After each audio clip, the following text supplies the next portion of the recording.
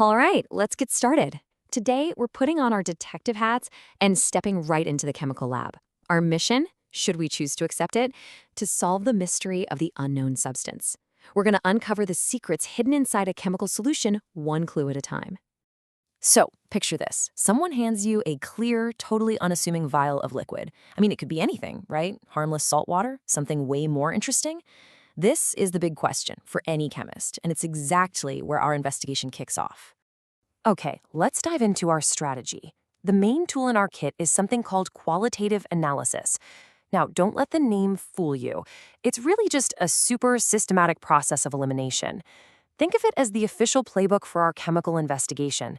We're going to be hunting for specific ions, the charged particles in our solution, by following a trail of carefully planned chemical reactions. Every good investigation has to start somewhere, right? You got to find that first thread to pull. For us, that means identifying the negatively charged ions, which we call anions. These are our first persons of interest, and figuring out who they are will help us narrow down the possibilities in a huge way. So our first move is to target a really common group of anions called the halides. We've got chloride, bromide, and iodide. We bring in our primary reagent, silver nitrate. Now, when this stuff reacts with our halide suspects, it forms a solid that drops out of the solution. We call that a precipitate. The color of that solid and how it acts when we add some ammonia, well, that's our first major piece of evidence. And this is where it gets really cool, because the evidence is just so clear-cut. Look at this. If we get a white solid that dissolves super easily in ammonia, bam, we've found our chloride. If it's a pale yellow solid that only gives up and dissolves in concentrated ammonia, well, that's pointing right at bromide.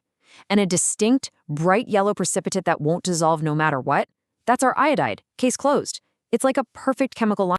Now, any good detective knows you can't rely on just one piece of evidence, right? You gotta confirm your findings. So we run a second test using lead acetate. And this just shows you the power of getting that confirmation. Chloride gives us a white precipitate, bromide a pale yellow one, and look at iodide. It produces this vibrant golden yellow solid. The evidence is mounting, and our case is getting stronger and stronger. But what if our suspect isn't a halide at all? Let's check out another ion, thiosulfate. This one has a really unique signature. It doesn't matter if we use silver nitrate or lead acetate, at first it forms a white precipitate. But then something totally fascinating happens. That white solid starts to decompose, and it turns black. It's a two-stage reaction that's basically a unique fingerprint for this specific anion. Pretty cool, huh? All right, with the anions pretty much figured out, we can turn our attention to the other half of the mystery, the positively charged cations. This is where the investigation gets really, really methodical. We're going to separate our suspects into 5 distinct groups so we can analyze them one by one. So here's the game plan. At each step, we're going to add a very specific chemical reagent. This reagent is picked because it will only react with and precipitate the cations in one particular group, leaving all the others still dissolved in the solution. We filter out the solid, and then we just move on to the next group. It's a beautifully clean, step-by-step process. Let's start with step 1 and see how this works. We add a bit of dilute hydrochloric acid to our solution. If any silver, mercury 1, or lead ions are in there, they will immediately react and form these insoluble white chlorides. They just drop right out of the solution as a solid. And just like that, we've caught and isolated our first group of suspects. Okay, for group 2, we take the leftover liquid, and under acidic conditions, we bubble some hydrogen sulfide gas through it, and this is where the colors become absolutely critical clues. Different cations in this group form sulfides with very distinct colors. A black solid could be copper sulfide. A bright yellow one, that's screaming cadmium. And a vibrant orange precipitate tells us we might be looking at antimony. The colors are the clues. Next up, group 3. We make the solution basic using ammonium hydroxide. This is the trigger that causes any aluminum, chromium, or iron ions to precipitate out as hydroxides. And once again, the colors are everything. We get a white, almost jelly-like precipitate for aluminum, a cool greenish-blue one for chromium, and that unmistakable reddish-brown, rusty-looking solid for iron. And the hunt doesn't stop there, of course. The process just continues, step by step. For group 4, we'll use hydrogen sulfide again, but this time in a basic solution to catch ions like zinc and manganese. And for the final group, group 5, we use ammonium carbonate to find any last holdouts, like calcium or barium. Each step is a deliberate move, designed to isolate the next set of suspects. until every single cation is accounted for. And then, the case is closed. So far, we've been really focused on the how of our investigation. The tests, the results. But now let's take a step back and explore the why. Why do these elements behave the way they do? To really understand their motives, we need to look at the periodic table and its amazingly predictable trends. Let's just zero in on the third row, or period 3, of the periodic table. As we travel from left to right, from sodium all the way over to chlorine, we see this fundamental shift in character. We start with reactive metals and we end with nonmetals. And the reason for this is all about electronegativity. Basically, how strongly an atom pulls on electrons. As you go across, the atoms get more protons, pulling electrons in tighter. So we go from elements that love to give up electrons to elements that greedily hang on to them. This slide illustrates that transition perfectly by looking at the oxides, what you get when these elements bond with oxygen.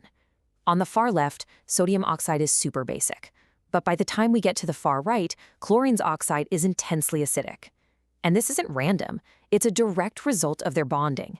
The metals form ionic bonds, creating basic solutions. The nonmetals form covalent bonds, making molecules that create acids in water. To really see the contrast, let's just compare the two extremes here. Sodium oxide is ionically bonded. In water, it easily gives up its oxide ion, which then rips a proton from a water molecule, making the whole solution basic. On the complete opposite end, chlorine heptoxide is a covalently bonded molecule. It reacts with water to form perchloric acid, which is a really strong acid. This one trend, from ionic to covalent, from basic to acidic, explains so much of the chemistry we're seeing in our lab tests. And you know what? It's not just the oxides. The exact same trend shows up in the hydroxides. Why? It's still all about that bond polarity. In sodium hydroxide, NaOH, the bond between the sodium and oxygen is weak and ionic, so it just breaks apart to release a hydroxide ion, making it a strong base. But in perchloric acid, which we can draw as HOClO3, that super electronegative chlorine atom pulls electron density away from the oxygen-hydrogen bond, weakening it. This makes it super easy for the hydrogen to just pop off as a proton, which is the definition of a strong acid. So after all that, what have we learned from our investigation? We've basically assembled a full toolkit for being a successful chemical detective. So let's quickly recap the key rules for solving any chemical mystery. Here they are, the detective's golden rules. First, be systematic. You can't just jump around, you have to follow the procedure. Second, observe everything. The tiniest detail, like the exact shade of yellow in a precipitate, can be the clue that cracks the case. Third, know the why. Understand the principles like periodic trends that we just talked about. And finally, always confirm your results. 1 test is a hint, 2 tests is proof. When you really think about it, what we've been doing this whole time is a form of communication. It's all about asking a chemical the right question with the right reagent, and then being skilled enough to interpret its answer, whether that answer is a new color, a solid forming, or maybe even some bubbles of gas. And that kind of leaves us with one last thought. This logical, step-by-step process of elimination and confirmation, it's not just for chemistry, is it? It's an incredibly powerful way to solve problems in pretty much any field. So the real question is, where else can you apply this chemical detective's mindset?